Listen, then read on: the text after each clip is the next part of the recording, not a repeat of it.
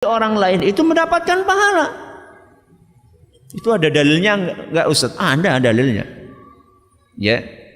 Hadisnya panjang, saya akan bawakan semuanya hadisnya karena hadis ini jarang kita dengar. Ya. Jarang kita dengar. Yaitu sebuah hadis yang dituturkan oleh Ibnu Umar radhiyallahu anhuma.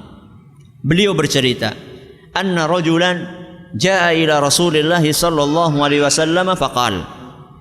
Pada suatu hari ada seorang datang kepada Nabi SAW dan dia bertanya kepada Nabi.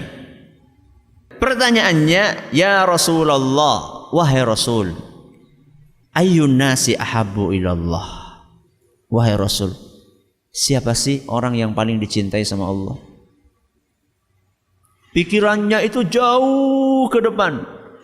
Aku tuh pengen dicintai sama Allah. Bahkan bukan cuma pengen dicintai oleh Allah. Aku itu pengen dicintai, paling dicintai sama Allah.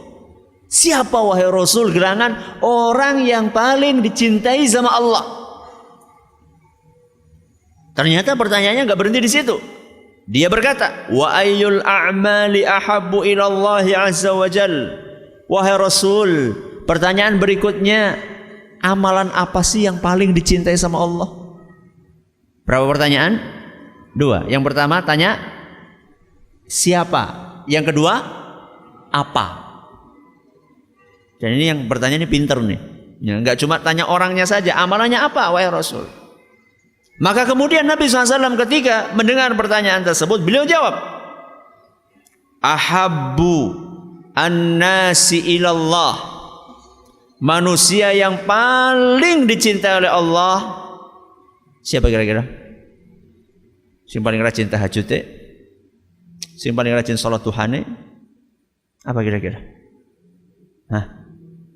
Ahabbun nasi ilallah anfa'uhum linnas.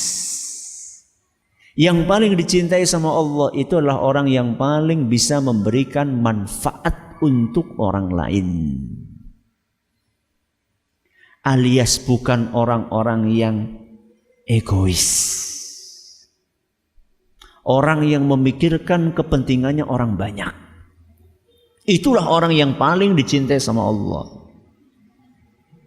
Dan hal-hal hadis yang seperti ini, apalagi di zaman kita ini, perlu sering diulang-ulang. Apalagi orang di zaman kita ini cenderung individualis. Orang yang paling bermanfaat adalah orang yang paling dicintai oleh Allah, adalah orang yang paling bisa memberikan manfaat sama orang lain. Apa tadi pertanyaan kedua? Amalan yang paling dicintai oleh Allah. Inilah yang akan yang perlu kita garis bawahi kaitannya dengan masalah memasukkan rasa gembira kepada orang lain. Kemudian Nabi kita SAW melanjutkan, wa ahabbul a'mali ilallah.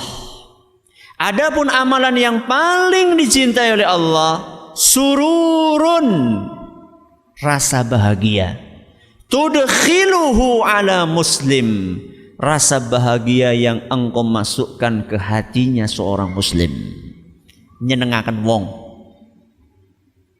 Amalan yang paling dicintai oleh Allah Subhanahu wa ta'ala membuat orang lain bahagia. Wahai orang-orang yang menginginkan kebahagiaan, itulah amalan yang dicintai dan paling dicintai oleh Allah Subhanahu wa ta'ala.